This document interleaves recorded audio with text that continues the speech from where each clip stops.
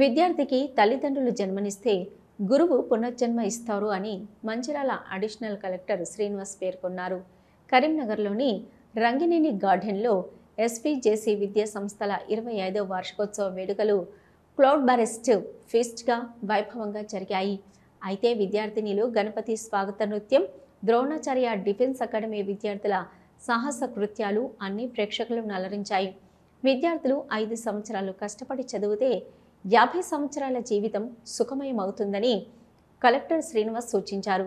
ఈ వేడుకల్లో ఎస్పీజేసీ చైర్మన్ ఊట్కూరి మైపాల్ రెడ్డి, డైరెక్టర్లు, ఉపాధ్యాయులు, విద్యార్థులు పాల్గొన్నారు.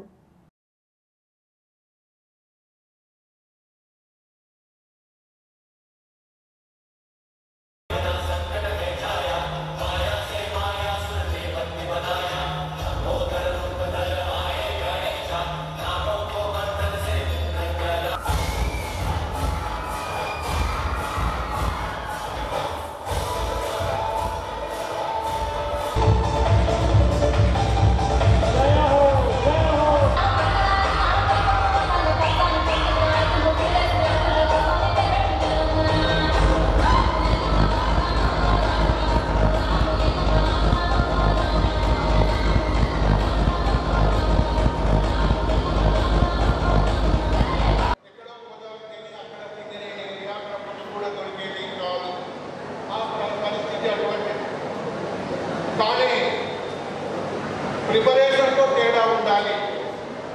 ఏదైతే వైట్ ప్రిపరేషన్ ఒక అంశం గురించి బాగా చదవాలి, పూర్తిగా విషయ పరిజ్ఞానాన్ని పెంచుకొని చదివినట్లయితే ఖచ్చితంగా ఎటువంటి క్వశ్చన్ వచ్చినా ఏదొచ్చినా మీరు రాయగలుగుతారు.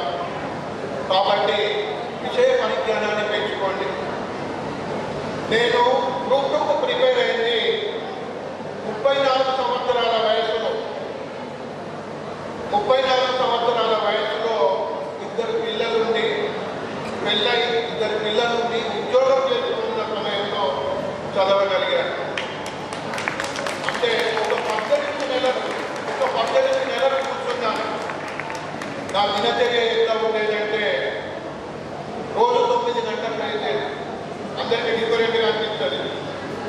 ఎవరి కన్వీనియన్స్ బట్టి వాళ్ళు చేసుకోవాలి. రోజు పొద్దున 9 గంటలకు అయితే 9 నుండి 9:30 లోపల తయారయ్యేది, 10 గంటలకు స్కూల్లో ఉండేది. తన జర్నీ స్టార్ట్ చేసినప్పటి నుండి బాయ్స్ అండ్ గర్ల్స్ కలిపి ఏకైక ప్రోగ్రామ్ నిర్వహిస్తున్న ఏకైక college Shri Venkateshwara junior college.